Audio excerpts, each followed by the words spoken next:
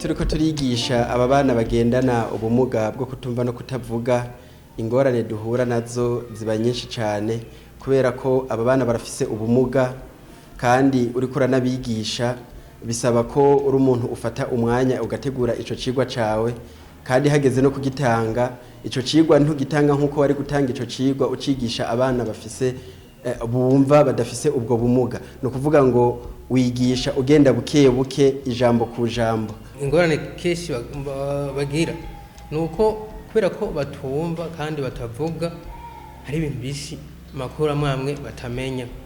Dufate nk'akarorero nk'ikicigwa sciences humaines, ni ikigo usanga kirimwo histoire canke geography na civisme.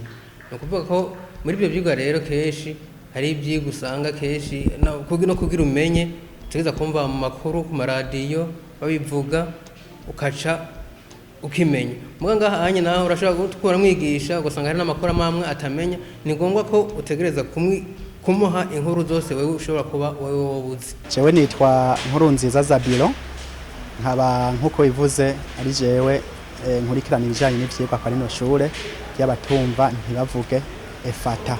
Abantu batumva ntibavuge barafise ingorane ijanye no guhanahana amakuru, kubera ururimi bakoresha ruzwi n'abantu bake, nico gituma usanga baronka bike, ivyo bataronkeye kw'ishure ntibashobora kubironka ahandi. No kuvuga yuko barafise aho bageza kugira baronke amakuru. Ingorane twebwe turiko turaraba bifatiye turavye ku bijanye n'amakuru, ari nko kuri radio, ari nko kuri televiziyo canke ari kwizo mbuga ngurukana bumenyi. Hari kibazo cuko atabahari bashobora kubabwira bakoresheje urwo rurimi rwabo. No kuvuga ko turavye umenga baribagira yuko hariho abantu bari bakeneye amakuru biciye mu bimenyetso ari navyo bakoresha.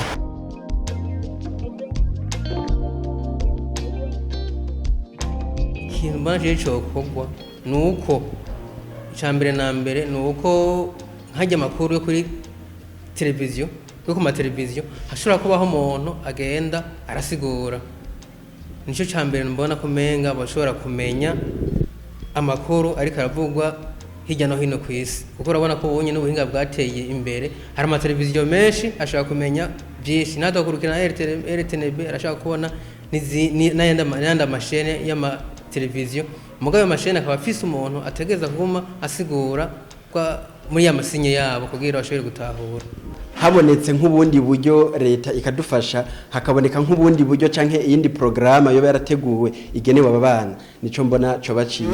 Ico nosaba no gisaba leta ko yoshiraho abamenyesha amakuru nkuko hariho abandi bamenyesha amakuru basanzwe babwira abumva, bagashiraho abamenyesha amakuru bashobora gusigurira abatumva ntibavuge, ari nko kuri televiziyo y'igihugu canke ayandi mateleviziyo, nabo bakazaramenye biriko biraba mu gihugu canke kw'isi yose, kuko bose birabaraba.